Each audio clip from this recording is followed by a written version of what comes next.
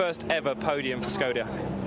No, I'm very delighted. I mean, I said it earlier on. It's quite easy to say afterwards. Well, that's what we thought we can do. But to come here and say that's what we want to do, and then finish third. I mean, then it was really good.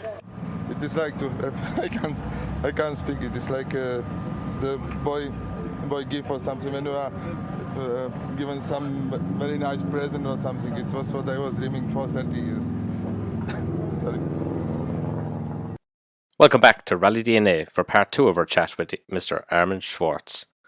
With Group A and his time at TTE coming to a close, we pick up with Armin with his move to Ford, where he was instrumental in developing the Escort WRC alongside engineer Philip Donovan before moving to Skoda at the end of the 90s.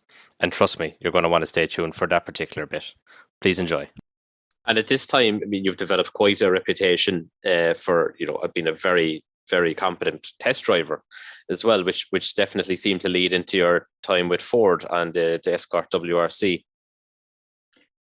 Yeah, that's true. I mean, all the teams where I've been, I did a lot of testing. I did a lot of setup work, and I think everybody could see that I had a talent to that and was doing good. And when Ford actually changed from Boreham to M Sport, when I had my first talks with Ford, I was not aware that they're gonna change to M Sport, that Malcolm will take it over. And I still came to Boreham and we test on that airfield, the first Cosworth, but it was still a Group A Cosworth. And it was quite a strange atmosphere because all the other teams have been like a team, and you felt there is a team effort. In Boreham, there was almost like no effort, and I couldn't work it out. But just before Christmas, I got to hear from Martin Whittaker at the time. He said, "Hey, look, your entry for Monte Carlo will be done by Malcolm Wilson by M Sport, because we're shifting everything to M Sport." And then I had a meeting with Carlos and Malcolm like early January and in Cockermouth. And and he presented us, how the new lineup was, and that he will enter the cars for the World Championship. And at that time, I've been to M Sport, and I must say, I said to Malcolm, "Hey, where is this twin garage, where you prepare the car for us for Monte Carlo?" Because there was just a twin garage. And, a handful of guys, very enthusiastic, building 2 rally cars. And Carlos looked at me and I look at him and we said, wow, how they want to get this program done, with this small team and this small facility. But if you see where M Sport has been growing and the development, I think, all respect to Malcolm and to the team, what they built up there and all the efforts they made. And sorry, go on. Philip Donovan was the chief engineer when you came to Ford. He spoke very highly of your skills as a test driver, but he moved on shortly after the switch to M Sport. Did that lead to any complications or issues with further development of that car throughout the season? I think that what we didn't know at that time, I think there was something in the air before, because Philip came from Boreham, and I had a very, very good relationship and still have with him when I see him from time to time, because we had a really good time in testing, and I rate him that high as an engineer, and we set up the car with he had a very, very, very limited amount of spare parts of possibilities on testing, and he made the best out of it, and there was no complaint. It was just going and looking where we could, what we could do, what we could improve, what we didn't have, we couldn't. So that was very simple. But afterwards, there was Mark Amblad was coming. He was there as, I think, as a data engineer or something before. And there was a kind of mismatching, let's say, between both of them. And I think Philip was just not ready to say, hey, look, I get into this adventure here. and he went away, and I think he went to Peugeot or Mitsubishi. Peugeot first, and then Mitsubishi. I think he went. But anyway, he went away, and then he was a little bit backward forward because nobody of the engineers Malcolm had really found a position at that time. The team was a new structure. He got new people. He tried to hire people at that point because to move up to Cockermouth, it was not for everybody's favor because that's quite a bit away from the rest of the motorsport world in the UK. But Malcolm proves the point, he could make it work. It's fascinating hearing more insight about the development of that car on the inside, the Escort WRC, because I remember it being launched at the time as a kid, and having since read up about it, it's so fascinating to see how it was almost a halfway house between Group A and Proto WRC car, and the fact that the Ford had to get special dispensation to be able to run it as a WRC car. Were you aware of any elements of Group A within the car when you were driving it, or any sort of old school throwback elements? Yes, that you could feel and you could see. I mean, it was just a transfer Group A Escort Cosworth. But I think the car had, from the concept side, it was always one of the best because the engine was not transverse. It was long side built-in, and the gearbox was in the center, so your center of gravity was pretty good. So as a Group A car was already good. Maybe a little bit short suspension trouble, and then reliability. But reliability was coming from budget. If you don't have enough budget, you run your parts longer, and you're running into durability problems. Wonderful. And of course, they stopped developing that car quite early in 1998 too, with the Focus being planned for the year after that as well. So it maybe wasn't given the full whack it deserved either in the development stakes. Yeah, I think it is always the risk if you're starting developing an older car. And there will be even a facelift, from a manufacturer, then it's better you put your money already on a facelift car or on a totally new car, what the Focus was end of the day. They didn't put so much money into the Escort. It was just, to get the team together, to train the team, to get a build-up of the team, and then coming out with a new car. Speaking of new cars, your spell with Skoda must be a career high point, because you were at Skoda with the Octavia for a long time and were involved in its initial development. Would you mind telling us about how that came about? Because these days it's easy to think about Skoda as a regular championship winning outfit, but back then, apart from a few regional successes, it still wasn't exactly a company that most associated with WRC success. Well, with Skoda, I got in contact first time in end of 98, beginning 99, because one of my former mechanic, a guy from Czechoslovakia, he went back to Czechoslovakia, and he was working with Skoda when the border was still closed, and they had this Felicia and those cars. And when he went back, the team manager, he told him that they would look to build a WRC car, but nobody would believe, they will build a WRC car. So end of the day, the team manager at the time, he got the board's agreement that they will get a car built by ProDrive. So there was like there was like a junior engineering group at ProDrive, what has been put on projects like that, building a car, because the engine came from Mantune, for example, the first Skoda engine. the suspension layout and the suspension geography did ProDrive. And then they searched for a test driver to actually to tell how the car was and how good the chances are that the car is doing well.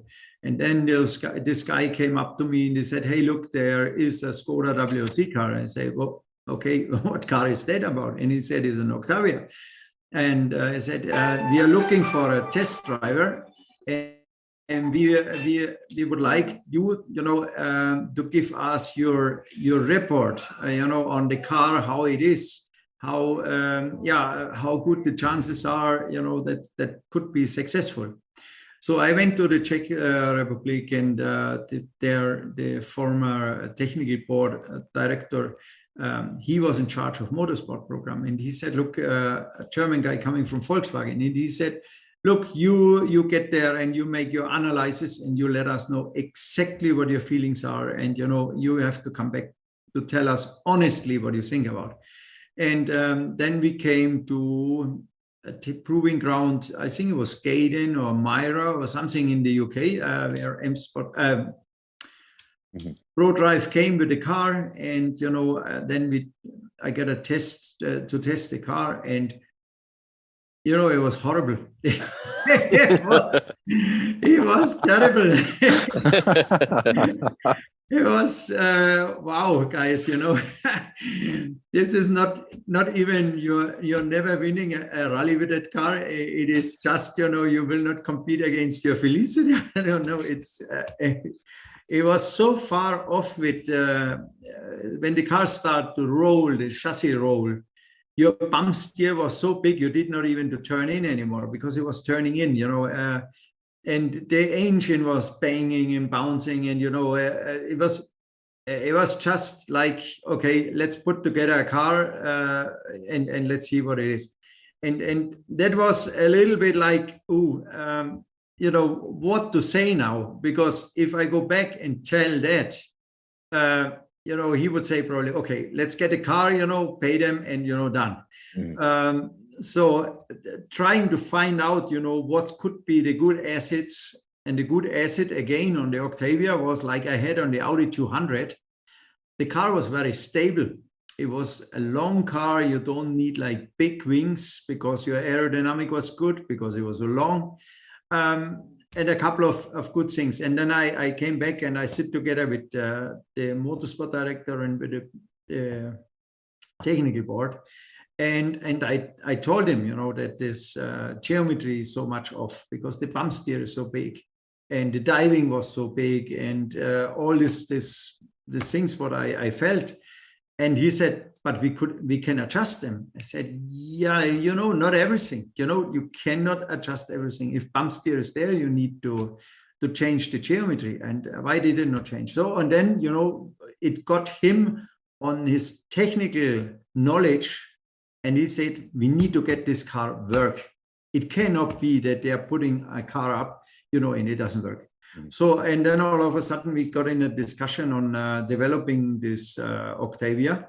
And then I think they already made their decision. They want to go for WC program. But that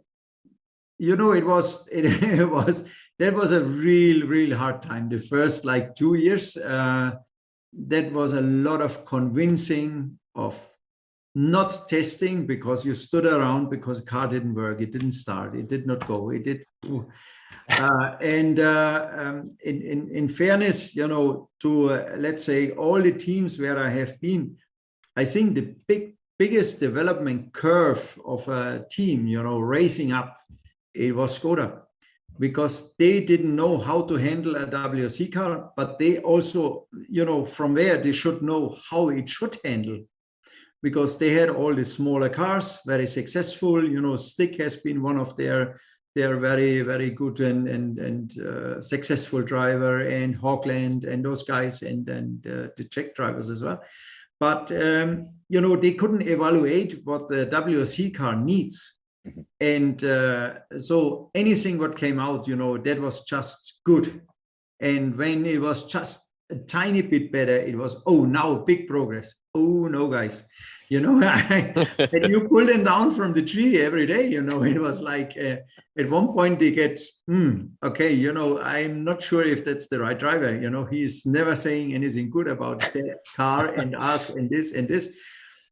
But it needs development time, you know, and I think it shows like the first rally we did in 99 in Monte Carlo.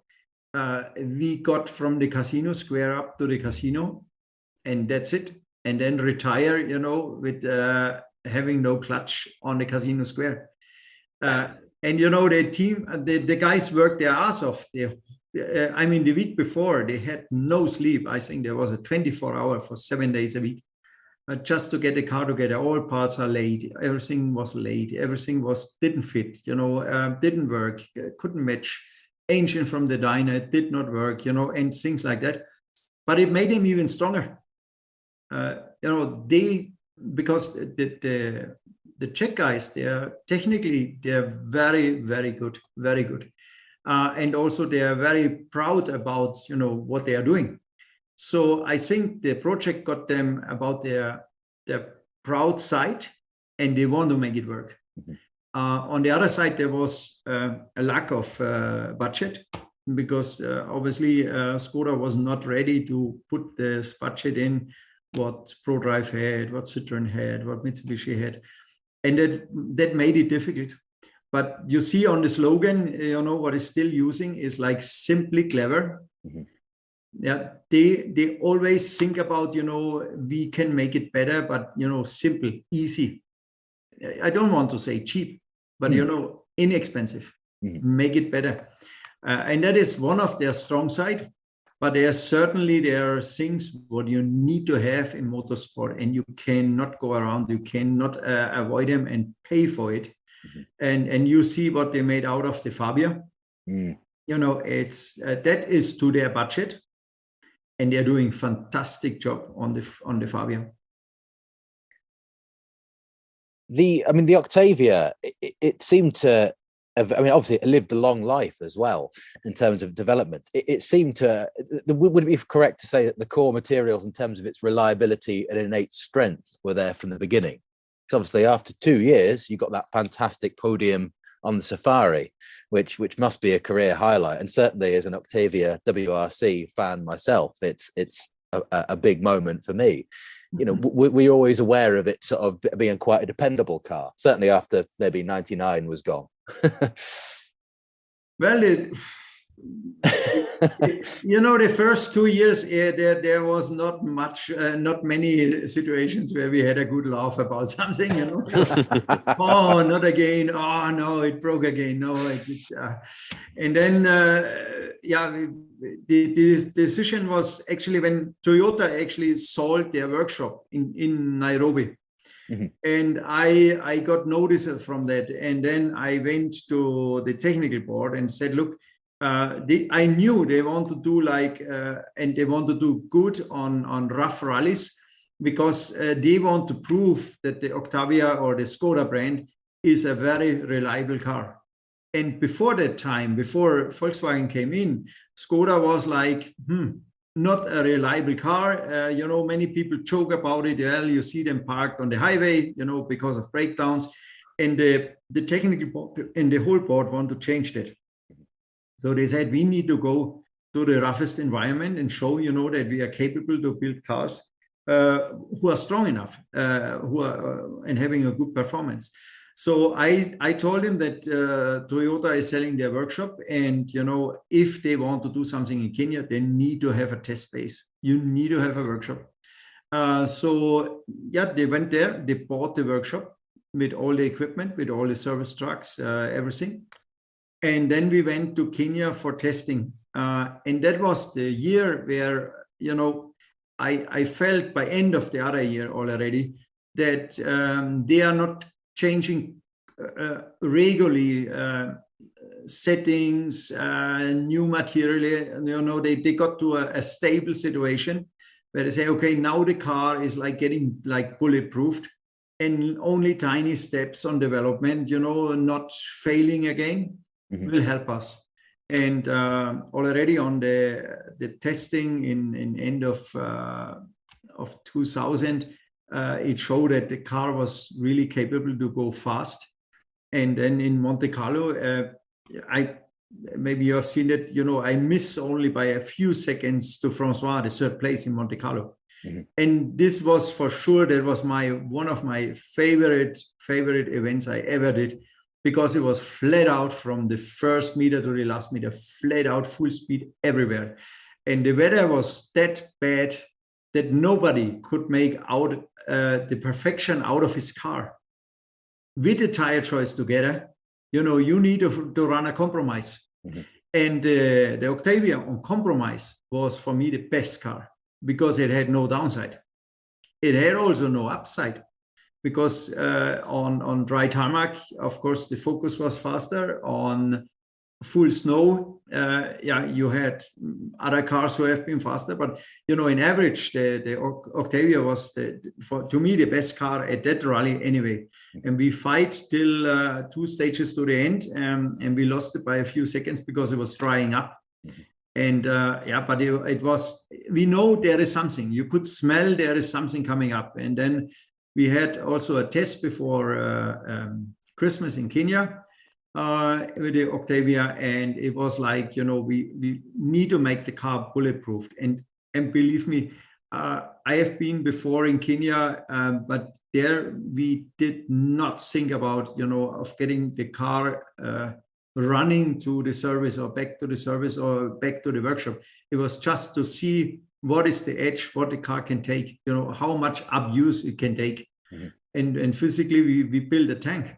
What was out of at that time, everybody started to make like lightweight bodies, making the cars more lighter. But get away from this tank in Kenya.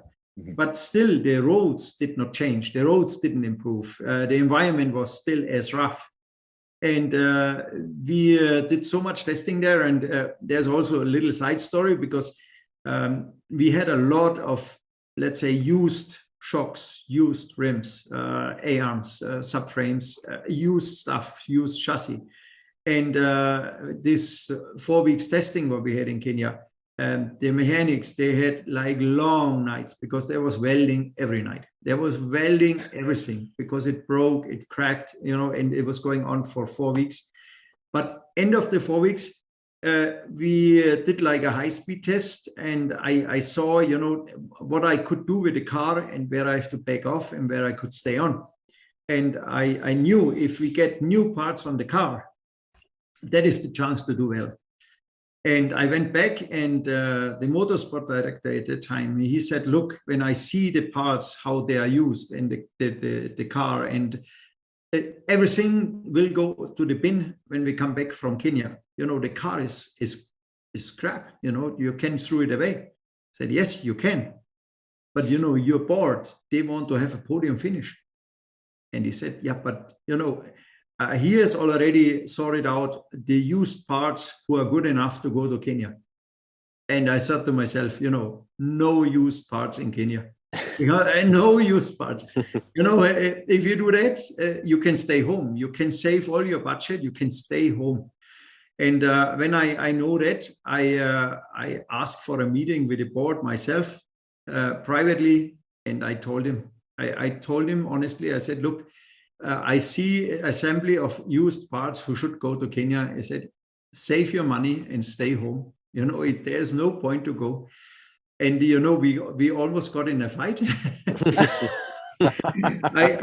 He said, you're driving for us, and I tell you what you're driving and how you're driving. And I had a list of parts, what I need new rims and new shocks and new A-arms, and it was not a new engine, but, the drivetrain, drive shafts, prop shaft, new. And end of the list, I had a list with me on the dinner. End of the list, there was a helicopter who could fly faster than 200 kilometers an hour. And, he looked at me and they said, and this you need as well. I said, yes, I need this. And they said, that's the end of our conversation. He said, look, I always admire seeing you, what route you take to get to your target. And now end of discussion, out of here. You know, and I was so frustrated because I thought the point with the helicopter was simple. They hire a helicopter that could fly only 150 kilometers an hour.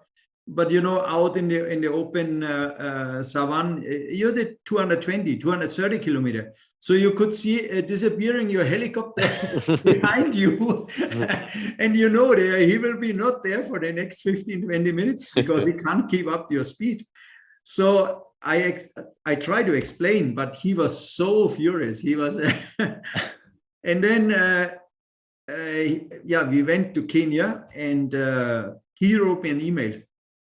And he said, you get to Kenya and you have a look at your car and you get me you get me a podium finish. And I said, yeah, okay, good luck to you with all the used parts, you know, with getting a podium finish.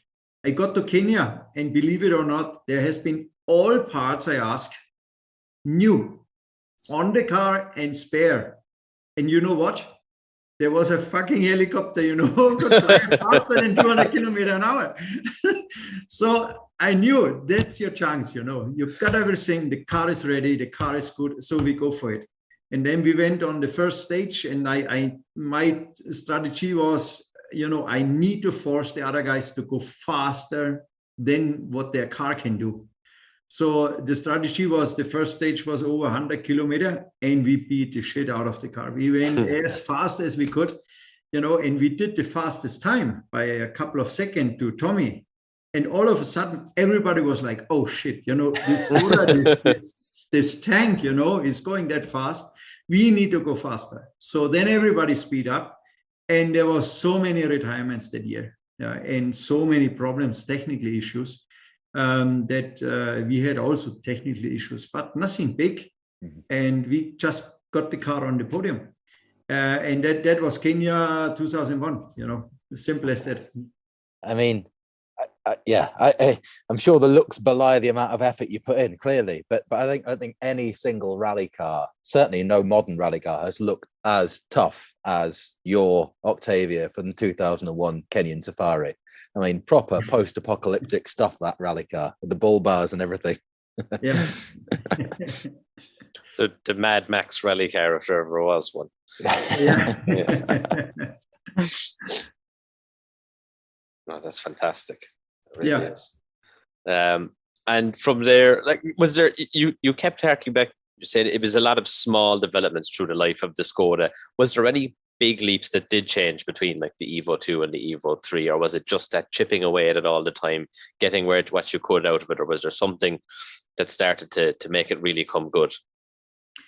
No, it was all the little tiny bits what we progress and what we developed, and it was nothing really big. The downside, I think, the only downside on the Octavia was that they have to use quite an old engine because it was out of the Volkswagen family, and there was a 5-valve engine. Yes, and the 5-valve engine, it's not good at all for like an early ignition. I mean, I don't know how, if you know technical stuff, you know, when you get like a tumbling rotation on your mixture on oxygen and gas, and with a 4-valve engine. But a 5-valve engine is like doing a squirrel in the combustion. And when it gets up to your spark plug and ignites, it comes very late. So you can only very late ignite. And so you have no early ignition, where you lose power.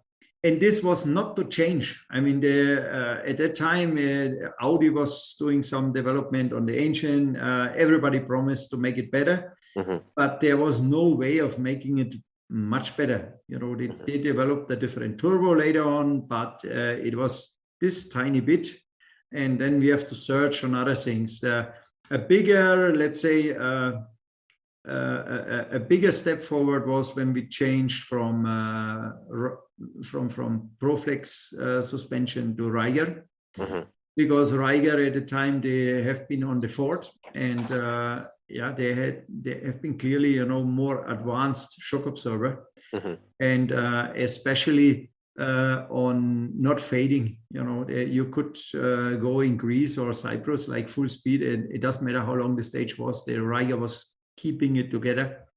Where the other shocks, you know, they just start on fading away, and then you have to back off. And there was, let's say, that has been the bigger development, the big step forward. I suppose it's a very similar story to the other Volkswagen endeavor in WRC at the time, in the Seat Cordoba, because again, a car built with components from multiple places. I think the Cordoba was, the shell and the chassis work was done by a French company. Yeah, Snowback, or was it? Yeah, and they had a transmission also from ProDrive, I think, and then an older 16-valve engine from the Volkswagen Group. And it's still funny looking back that Volkswagen gave the funds to two competing companies in the World Championship at the same time, and you'd wonder if they fully backed one or the other, what could have come about it. But they both had a similar story in a lot of ways. I think they actually they live on their own budget, because I think there was nothing coming from Volkswagen, but that was always like a percentage on their, let's say, on their profit, what they could take for motorsport. And it was always based on percentage, how much percentage on car sales they had, and how much budget they could take.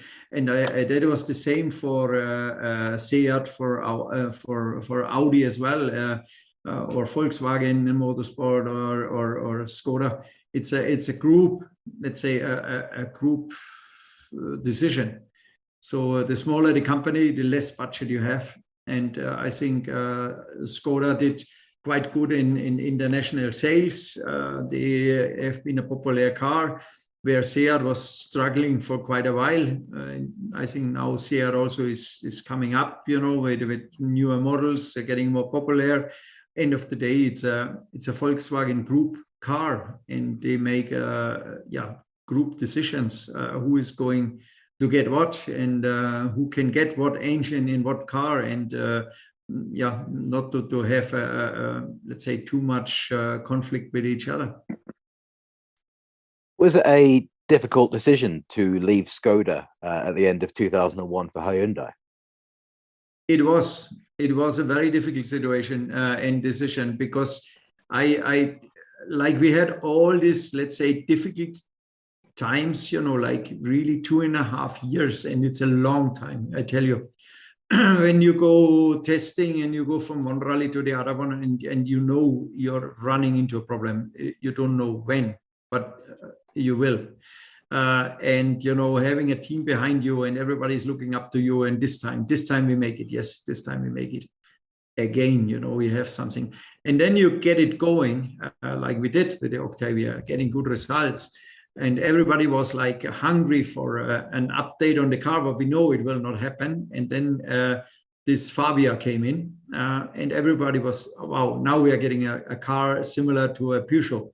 Mm-hmm. Yeah, it is similar size. So now we can win rallies if we get this car, And at that point, also somebody in the management changed. And, you know, when I ask if we are going to use the Fabia, and then this guy in the management, he told me, he said, you know, is that important to your decision?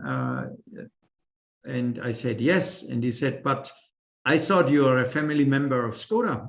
I said, yes, I'm a family member of Skoda, but I'm a sportsman and I want to win. You know, I still want to win. And then he said, you know, you have to make your decision. I don't tell you anything about our model strategy. Yeah, and then Hyundai had a big interest, and David Whitehead came along, and, you know, he wanted me in his team, and he made me an offer, and then Skoda made me an offer, and then I went backward, forward. But with Skoda, it was not about an offer, you know, what I get paid. It was just, I want to know, is it a new model or not? and they just left me in the open. It was, and then I found a little bit, not from the team, but from this management at the time. I found a little bit sad because I did, I did everything for the team. I got with the team where we have been, and then I thought I will have some kind of reference, that they give me a reference where we are, and they didn't. It was just, you have to make your decision. We don't tell you what model it will be. And I knew if it will be another year, Octavia or two, there it will be stagnating, and we cannot go any higher with that car. You need a new car. And and then I left to Hyundai. Just 6 months later, I think they announced that they will have a new rally car, and I say, shit, that is. It's not fair. They could have told me, because they would know. They would say, look, the chances are 50-50 or 60-40, or, that's your chance, but we are trying. No, not even we are trying. No, you have to make your decision. And when I went to Hyundai, of course, there was a big effort from Hyundai, and team was doing good, and it looked all good because the accent has been really, really good. And also in Monte Carlo, the first stages has been really good from times. And then Freddie did very well in Sweden, even despite when he broke his ankle, and the car was good. And then we saw throughout the year that the Koreans just turned a bit away from the accent. And everybody thought in the team, well, we are getting probably a new car. And then got that silent, no communication with Korea anymore. No, they didn't talk about the car. You couldn't reach anyone. And then for the management, it got more and more difficult. And the story, how it ends. They just pulled the plug in the middle of the year and just let everybody really, waiting for their money. And it just, let's say, they let the car and the team die. That's as simple as it is. I mean, it seemed incredibly acrimonious at the time from the outside looking in, that halfway through 2003 explosion, as it were. That must have been a very odd situation to be within the team for, not knowing, what was around the corner. Yeah, it was. But at that time, I had 3 times in, let's say 3 times in my career, I actually fall. Not always by myself. I mean, there was decisions what I made. When I went back to Toyota, they had this air restrictor. Okay, boom, the plug was out. I got back into a drive. I got to Ford. With Ford also, like half season through, there was budget issues, and this and this and this. I was out.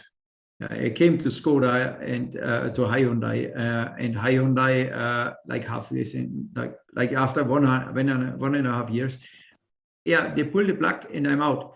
And I thought to myself, do I want to go for that again? Because it was late in my career. But I said to myself, I'm not going out of the WRC program, in that way. And and then I obviously, I got a chance to get back to Skoda to help them with the Fabia. But end of the day, I think the Fabia, it was a bit a budget thing. But also when you see the effort and the result, what Colin could pull up, it was a way of getting refreshed. But also seeing that Colin retired in Australia, probably having a chance to win with that car because they couldn't get the transmission in. I think it showed a little bit, that the category WRC was just too high for budget or for team size and, for preparation. And and that was it. For me, there was nothing else to explain in that way. But when they went to a smaller car, what was this S2000, right away they had the best car in the class. And I think it shows to me you should not always aim for WRC. If you could be the boss, you know, in WRC2, yeah, I would prefer to be the boss somewhere instead, you know, being third, fourth, fifth in the highest class.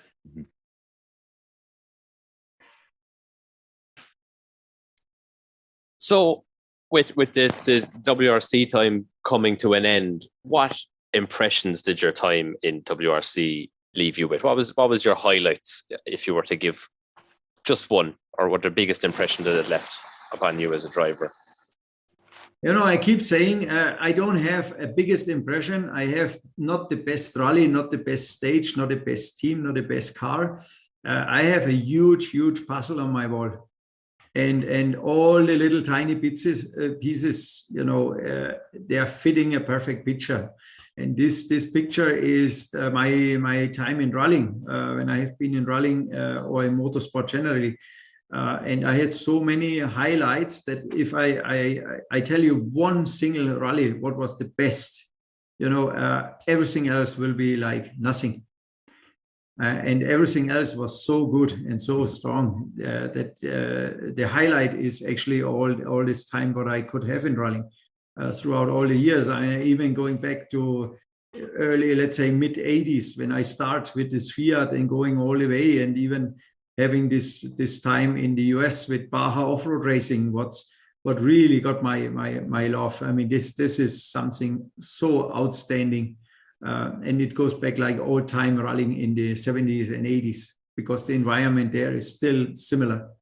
And all that together is, what is my highlight? And the highlight is it was so long time that, it was just fantastic to be part of it. You got to have fun, and it seems as well that you were very fortunate in the teams, like from talking to you, that you had those family-like teams as well along the way to help that enjoyment throughout your career. Yeah, I think I got the right time where people still had time to enjoy moments, and having a big team party after every rally, getting an invitation. Anyone in the team got a dinner in the evening, and then it ended up in a big party. And the next day, everybody drove home or fly home. Today, I feel very sorry for the guys, because before the last service comes, you know, everything is packed up. Half of the team is already on the way home or to the airport. The trucks are loaded. They are all waiting, only get the car from the podium, pull it down from the podium, back in the trailer bank, go back home. You know, social life and party and fun has turned into a commercial, let's say, atmosphere. And I would regret the time if I would do it today. And you know, my son start rallying, and he doesn't miss anything because he doesn't know anything else. But he's growing up in national championships, and there is a little bit different. There is still time for party, but also there it's limited. And seeing all these restrictions what they have with recce, it's seeing pace notes, going on a video, pace note analyzing on a computer and things like that. It all turns into less time on the surrounding, more focusing, and to be successful. In the past, I remember we have been in New Zealand one year, and we practiced this moto stage, this famous moto stage. Road. Yeah, and you know, there was a big queue because there was, I think they got some cows down out of this valley, and there have been like 50 cars in line. And Colin came and he said, "Hey, what's up here?" And he said, "Well, they are getting cows out of the valley. We need to wait." He said, "Well, I know this stage from last year. You know, I go around." He went up, you know, on the asphalt, and I think he hasn't done the stage at all that year. And he beat everybody in the rally. He did the fastest time without practicing the stage. it shows how much commitment, how much knowledge you had, how much you could practice at speed. You had a chance to decide yourself what you're going to do. Today, the decision of yourself, and I think is in normal life is the same. Your decision of what you want to do, it's getting less and less and less in life. And especially in motorsport, everything has a rule and everything is down to the book. And that was also why I decided not to go and try to drive the car. I had the luck and have been fortunate that I could experience the US with off-road racing. And guys, this is so relaxed. And, the rule book I think is 2 pages. I mean, okay, it's probably more, but you feel is like 2 pages. There is a technical and let's say a sporty rule, and that's it.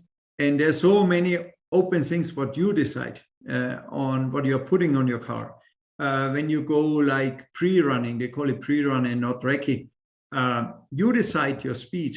You decide what time a day you want to go. If it is midnight or 4 in the morning or at 10 o'clock when you are out of bed, it's up to you. And this up to you, it's missing to me in world rallying because everything is clearly has a rule. And then I find it really, really sad that it's in Formula One, it's the same. You have somebody looking into it and say, is under investigation. Come on, guys, just let him race. And it's the same in rallying. If somebody has, just like Francois Delacour used to do, getting his arm up here, you see the wrist here with it's not covered. Today you're out, you go home. Yeah, that's it. And you can go around and say, hey, look, next time, you go home. No, or you get a penalty, or no, it's right away. It's big fine. And it's so tight, and I find it sad because nobody really can develop the spirit. And now you're living out of social media. The speed is incredible. This I must say, the speed is really incredible, and the reliability what everybody's putting up in rallying today, it's good. It's much better than it used to be. But all the surrounding, it's just killed by rules. It's fascinating to hear you say that, considering, I remember when you were driving for Skoda and in the early 2000s, all the talk being in the press of rallying becoming too professional and too grown up back then. And it's incredible to think that they were correct. It's just, it was an extra 20 years or so before that really took hold. Yeah. I still am a believer that like it is in everything in the world, if it goes to the top, it can't grow anymore. It's like in Formula One, what they want to achieve more, they are linear now. Mm-hmm. And they came down for a while and then coming up and then linear again, but it's not making the peak. At one point, you need to turn things around again. Mm-hmm. Say, I want to hear this fantastic noise of 17,000 RPM of a V10 Ferrari engine. Yeah, we cannot talk, while he's driving, but, I want to hear that sound. And I'm at least in my age, I'm waiting, for this turnaround. I don't know if it will ever come again when they're talking about all these electric things, what they want to implement. But to me, Formula One has been always like a team sport.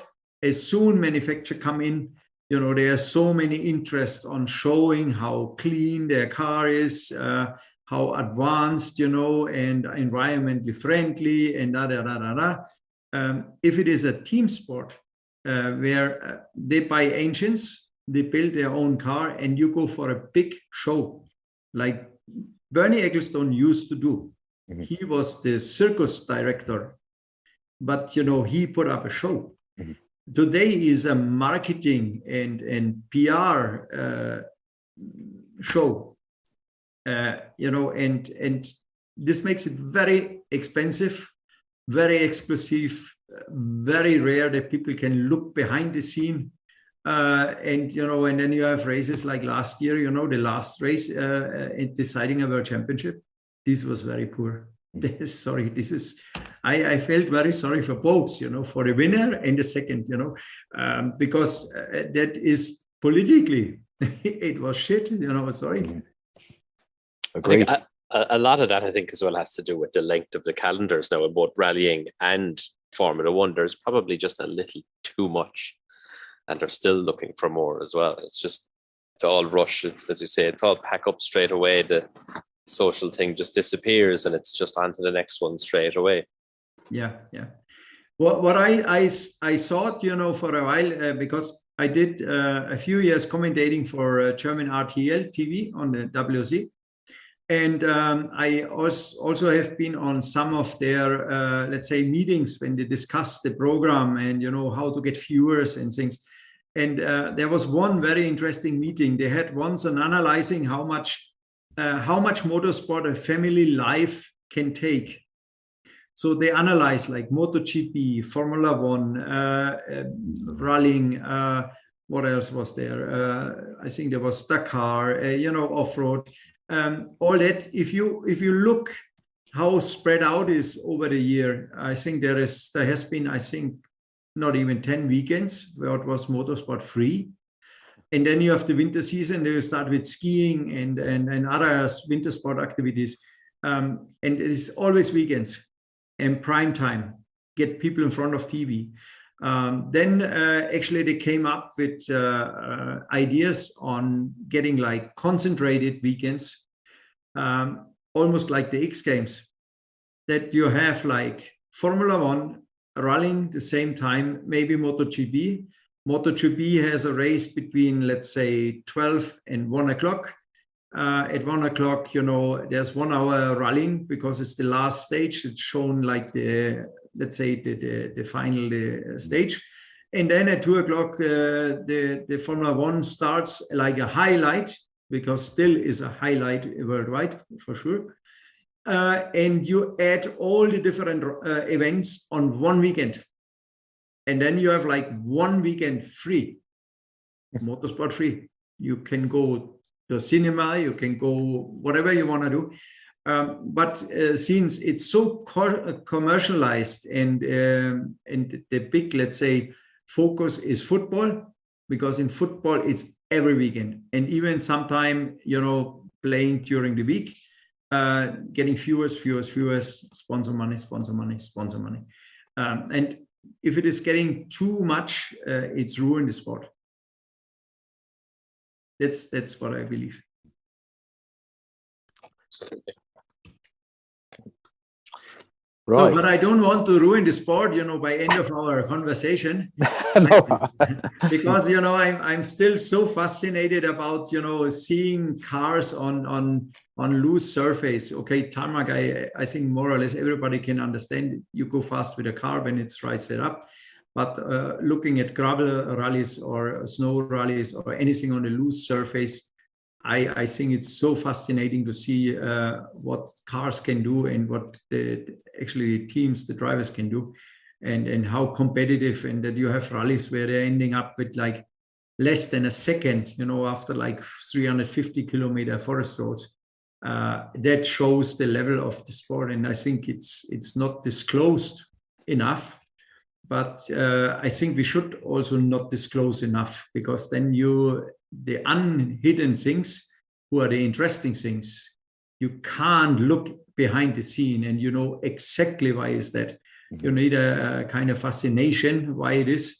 I think that will create more interest on the sport than showing everything. In terms of your son Fabio's career, how much of a role have you played in the development of his career to date, guiding him? Well, he's a young boy. He's just turned 17. So up to now, of course, I'm the leader of anything what we do, because he's still a kid. He is fascinated about rallying. He's fascinated about driving. He wants to drive.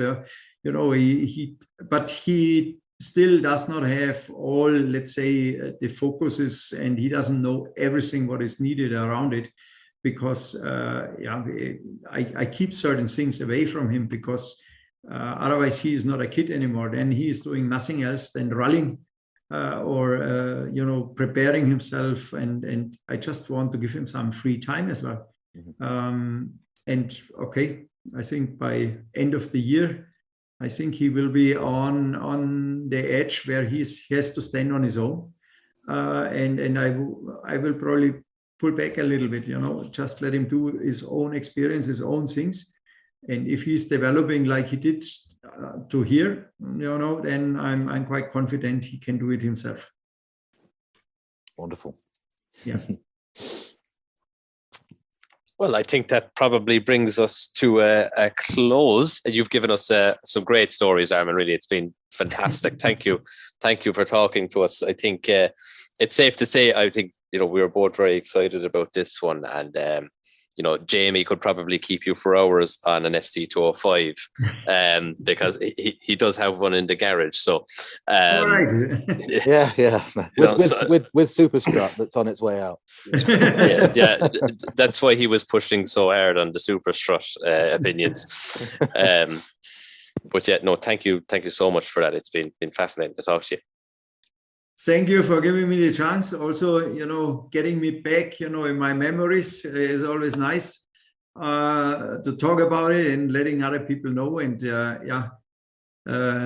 stay on rallying, and support it. And thanks that you're putting up such a program. Thanks very much. Thanks for that feedback. Thank you. That concludes this episode of Rally DNA. If you've been following along so far, thanks for sticking with us and for your continued support. If you're new to this podcast, welcome along, and don't forget to check out our back catalogue, which is, I suppose at this stage, pretty limited, but hopefully we can add to that as we continue. Don't forget to give us a follow on Facebook and Instagram, give us a rating on Spotify, and stay tuned for new episodes very soon.